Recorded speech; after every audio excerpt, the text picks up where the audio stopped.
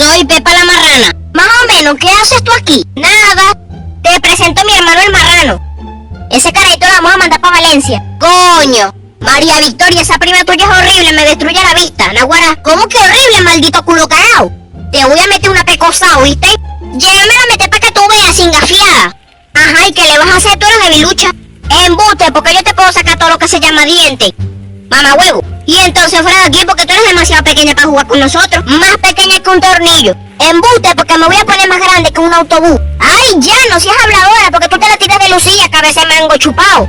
Chupao el culo tuyo, entremetía. Entremetía la mamá.